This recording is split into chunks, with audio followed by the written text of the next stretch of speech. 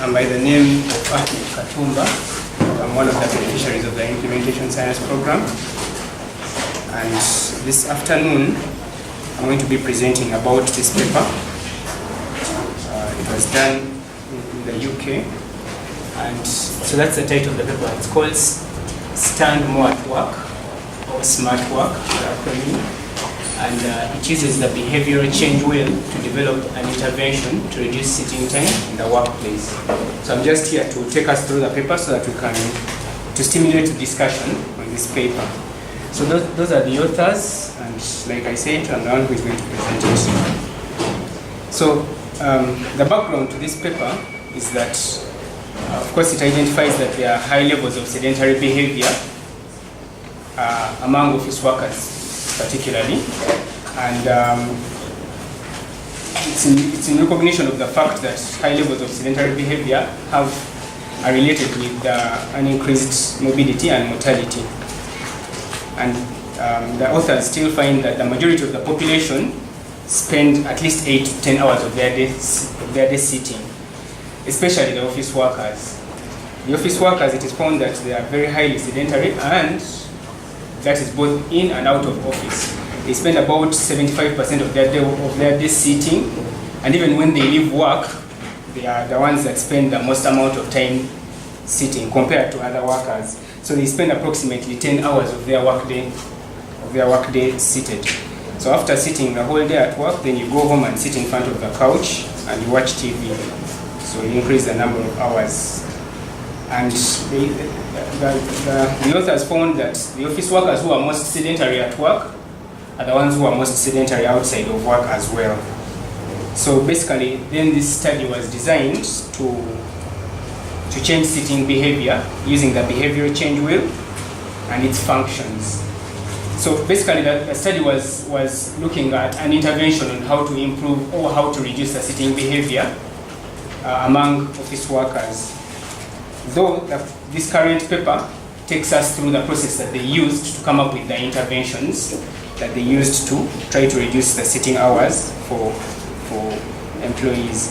So basically, the current paper describes that systematic process that they went through, and it uses the implementation science approach, as we are going to see in the future. It uses the behavioral change wheel, which is a very important component of the implementation science program. So that is the behavioral change wheel, for those of us who have not seen it before. And essentially, it's a tool for making a behavioral diagnosis, finding out what the barriers and facilitators towards a behavior are, then linking the diagnosis to intervention functions. Basically, now we're trying to come up with a strategy to improve that behavior, and then we use specific behavioral change techniques which we implement to come up with strategies to improve those behaviors. So essentially, as you can see, the wheel, it's a concentric wheel. It has about four circles. It starts with the inner circle, which has the capability of opportunity and motivation, which influence behavior. So it uses that's usually abbreviated as the COMBI model. So the COMBI model is basically the determinants of behavior, and it can be either capability, which can be both physical and psychological, or opportunity, which is social and physical, or motivation, which is automatic and reflective. Now, that core is supported by the yellow component that you can see, that is the theoretical domains framework. And those are theoretical domains. So the theoretical domains are about different factors which are got from very many theories of behavior, and they're used to determine how to change behavior as is determined by the diagnosis that is made by the COMBI model. And then the third core is the intervention function. So from the theoretical domains that you find, you then determine intervention functions, how to intervene to change the behavior. There are about 9 intervention functions: training, restrictions, persuasion, incentivization, environmental restructuring, education, coercion, enablement, and modeling. And then from that, we have then the fourth, which is the policy categories, which you can use to implement those intervention functions. So this is the wheel that they used. they went through the entire process from all the way from behavioral diagnosis to the intervention, and that's what we're going to see. So I'm going to discuss how they went, how they went about the process, but I'm going to discuss for you the method they used as well as their results. So basically, the article describes the development of the smart work intervention using the Kombi model and the behavior change wheel functions and the behavior change techniques taxonomy. So the smart work intervention was developed following the 8 steps as per the behavior change wheel guide. So the behavior change wheel takes us through a series of steps for you to come up with an intervention, and there are 8 steps in total. And that is the summary of the 8 steps. So step 1, the way they followed the steps in the design of the intervention. Step 1 is you define the problem in behavioral terms. Maybe let's go through the steps as we see what they did particularly. So we're going with the first step, that is defining the problem in behavioral terms. Excuse me. So in terms of defining the problem, you identify what the problem behavior is that the intervention that you want to implement is trying to fix. And here they identified high levels of workplace sitting. So they found that certain workers sat for a very, very long time during the day. But you also try to characterize that problem. You find out who is performing the behavior, list all other behaviors that might influence the problem. Basically, you try to read around the entire behavior that you're trying to intervene upon. Then they went to step 2. So in step 1, they identified the high levels of workplace sitting. That's where we're going to intervene. Step 2, you select and specify the target behavior. What do you want to achieve at the end of the day? So you outline the new target behavior, who needs to do it, what they need to do differently to achieve that change, where and when they need to do it, and how often. Basically, you characterize your target behavior as well. The first one, we characterize the problematic behavior. Now we're characterizing what our target is. So this is what they did. They said the target behavior was to reduce the sitting time at work by an average of about 60 minutes on a working day. The main strategy that they were planning to implement, to use height adjustable workstations. So there are workstations that are going to be placed at the desk, so that every once in a while somebody can be forced to stand up after adjustment of the height.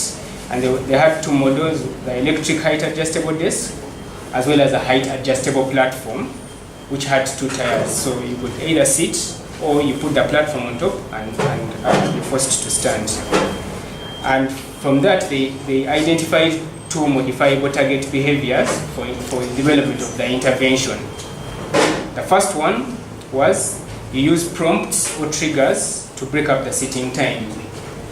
So it's about now you have your workers, but you put in place a trigger to prompt them to stand up every once in a while. Every so often, there's something that prompts them to stand up. So those are the triggers. Then 2. You use strategies to improve regular standing time.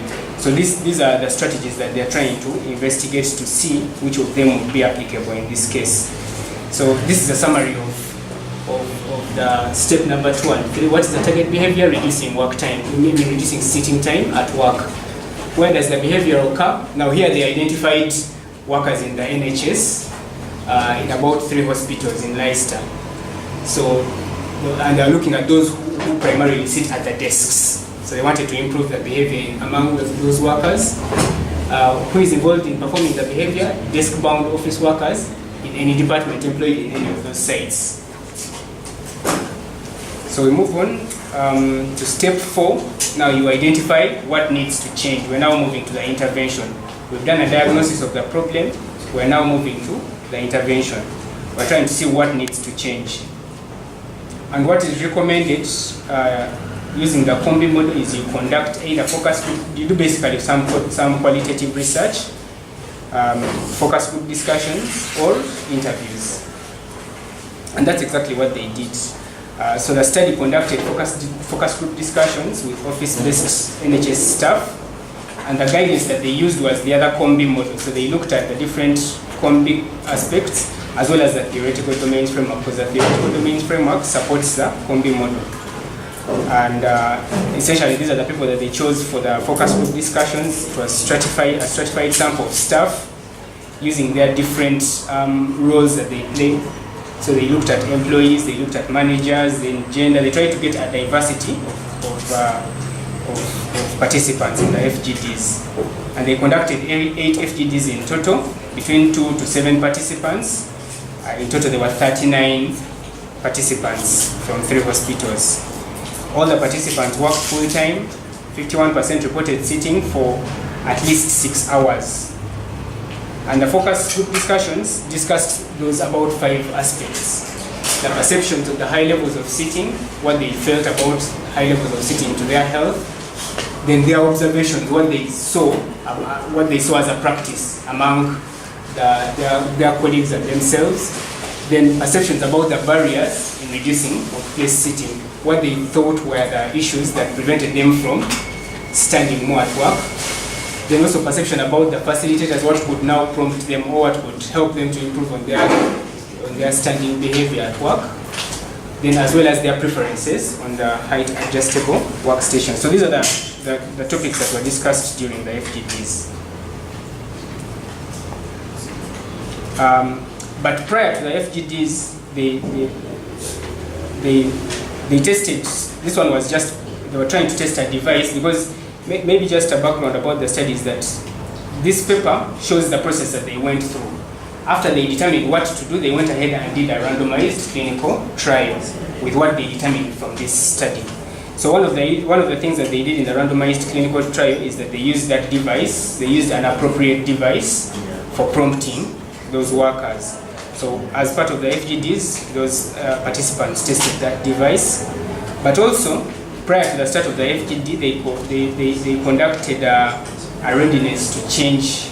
They implemented a readiness to change questionnaire. And basically, the readiness to change questionnaire determines the readiness of the community where you're planning to implement the intervention, how ready they are to take on the interventions that you're planning for them. And it has about 6 or 7 dimensions that it assesses in terms of the readiness, knowledge of the efforts that are ongoing to change the behavior, then what the leadership thinks about the behavior, then the prevailing attitudes or the climate at the workplace about the behavior. In this case, it's oversitting. Then what they know about the issue, the health risks as well as the benefits of standing more, and then what resources are available to improve. So for example, in our case, they were planning to introduce those height adjustable stations. So their knowledge of the resources that are available. So when they conducted that community readiness, this is what they found in terms of the different dimensions. So it scores from 1 to 9, where 1 is no awareness, they are totally not ready. And an example is like, for example, when HIV had just come to Uganda, they absolutely had no idea what efforts were there to implement, to prevent HIV services. So it ranges all the way from no awareness to community ownership. Community ownership is at the scale of 9, and it's when the community is ready to take on your intervention. So it's important to conduct this community readiness survey to understand that, to basically determine the readiness of the community for your intervention, because you're going to implement an intervention. And if you find a community that is absolutely not ready for your intervention, you may find that you're wasting time. But if you find one that is very, very ready, then it may be just a walk through the park. So those were the results. The average score was about 3.6. And that is vague awareness. The participants were aware that what the sedentary behavior meant. Basically, the participants were aware of what the sedentary behavior meant, but they were just not ready to do anything about it yet. So basically, the participants knew what the sedentary behavior at work meant, but there was no immediate motivation to do anything about it. Furthermore, in the FGDs, they explored the results for the FGDs showed that they had low knowledge of the risks of sedentary behavior, as well as low motivation on their ability to reduce that sitting behavior. So, out of this community readiness, then it formed part of their guidance in designing the strategies that they implemented. So, From the focus group discussion, like we said, they used the combi model. I know you cannot very clearly see because the words are very small, but essentially this is now the diagnosis that they went through. They started all the way from the inner part of the wheel, which is the combi aspects. They explored the capability, both physical and psychological, the opportunity, both social and physical, and then the motivation, automatic and reflective. So they came up with the barriers and the facilitators. Okay? The barriers and the facilitators, that's clearer. So in terms of psychological capability, they found that limited knowledge was a barrier. And that's they related it to the theoretical domains framework, which they are about. So they chose which of the theoretical domains was the most relevant to address the issue that was the barrier or the facilitator that was determined. So for example, for psychological, they found that knowledge, if they improved the knowledge of those respondents, they could. So if they designed an intervention that improved the knowledge of the respondents, that would be a welcome intervention. So basically they went through those. I think if you have access to the paper, you can go through the details. I will not go through them very much. But as you can see, for example, for capability, they found that there was no issue with their physical capability. People could actually stand.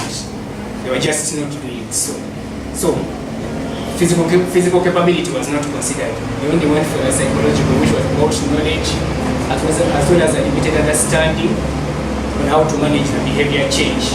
So one limited understanding on what they needed exactly to do to improve that behavior.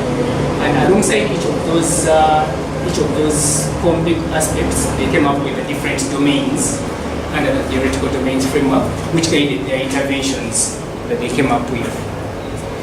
So those were the different, that was the diagnosis that they went through. This table goes further to the steps 5, 6, and 7, as we shall see later.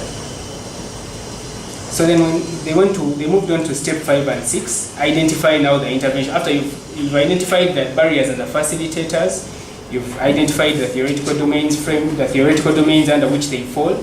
Now we're identifying the intervention functions and the policy categories. That is in the last 2 circles of the behavior change wheel.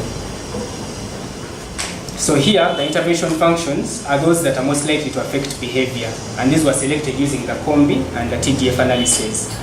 And after you come up with the different interventions, the different possible intervention functions, you're forced to choose, because you may not necessarily implement all of them.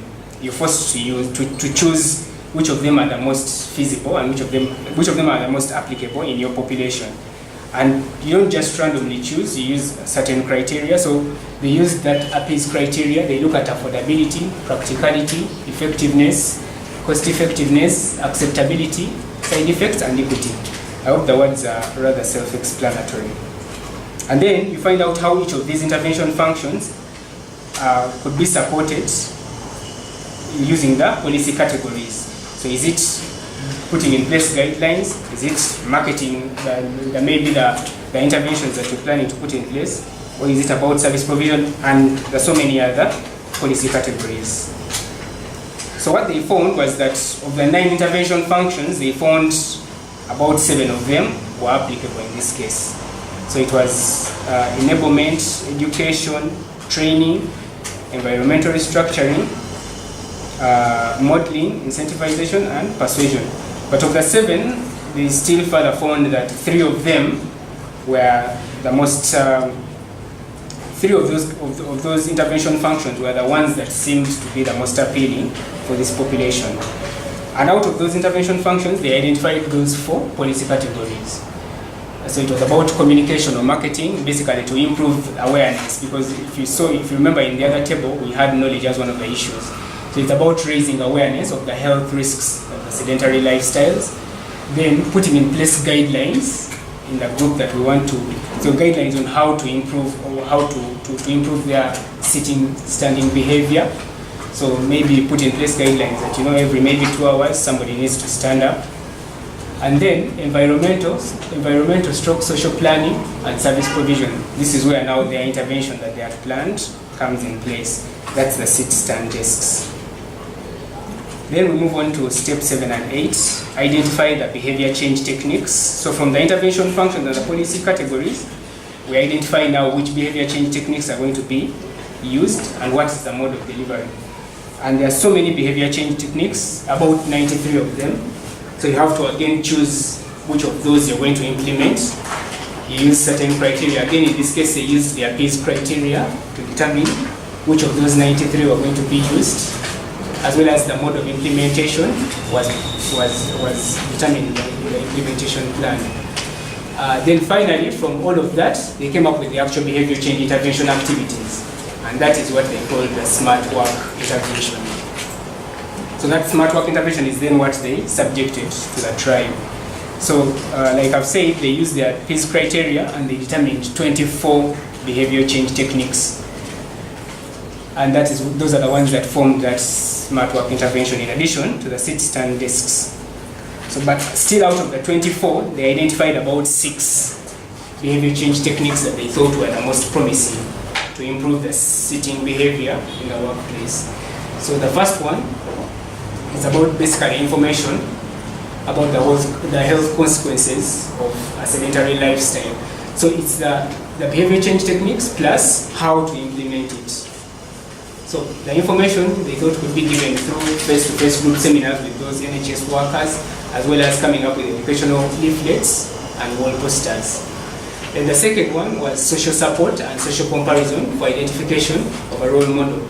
Some of the respondents were citing issues like, you're in an office and you're the only one who has either sit-stand desk, or you're the only one who every after 2 hours stands up. So everybody else is wondering, why is that person standing up every after 2 hours? But now, so the second behavior change technique is social support. When you bring the intervention, you make sure that the entire office is implementing it. Every after 2 hours, somebody stands up so that somebody doesn't have to say that, I'm a lone wolf in this intervention. The third one is about goal setting. So many of them expressed that they were not sure how to set goals in terms of how to improve their sit-standing behavior. So they were educated about how to set those goals, and they also provided with a diary. They are provided with a diary to help them write down those goals. Then the fourth technique was feedback on the behavior. So every after a certain period of time, the researcher would have one-on-one sessions with the participants and give them a feedback. Basically give them a feedback on how they are progressing in terms of improving their sit-stand behavior. Then the fifth, again, feedback on the outcome. Generally, so they were giving feedback to the entire population about what the average sitting is. So they did a baseline average sitting time, and then every after a certain period of time, still the researchers would go back and give them a feedback that now our sitting hours have reduced by so much. And then the number 6 and 7 was the prompts and the cues, as well as self-monitoring.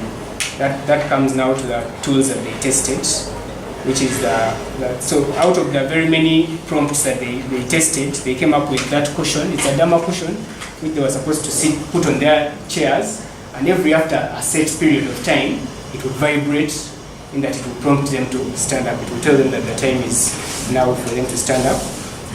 So that was the Dharma cushion. So it would also monitor how long somebody sat and give them feedback in that sense. So in terms of the conclusion, basically, like I've said, the study was, this paper particularly was written to show us the process that they went through to design their interventions, which they used in the randomized clinical trial.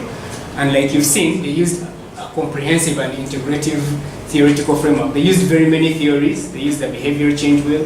They used the community readiness model to come up with the barriers and facilitators, as well as to determine their interventions that they're going to implement. So these are basically what they use. They use the behavior change wheel, all the 8 steps that we've gone through to develop the smart work intervention. They use the COMBI model and the theoretical domains framework to interpret to basically do the qualitative study as well as interpret the results. Then they use the behavior change techniques to select the relevant strategies that they are going to implement in the intervention, as well as the community readiness model to identify how ready the people that are going to implement the strategy were to receive that strategy.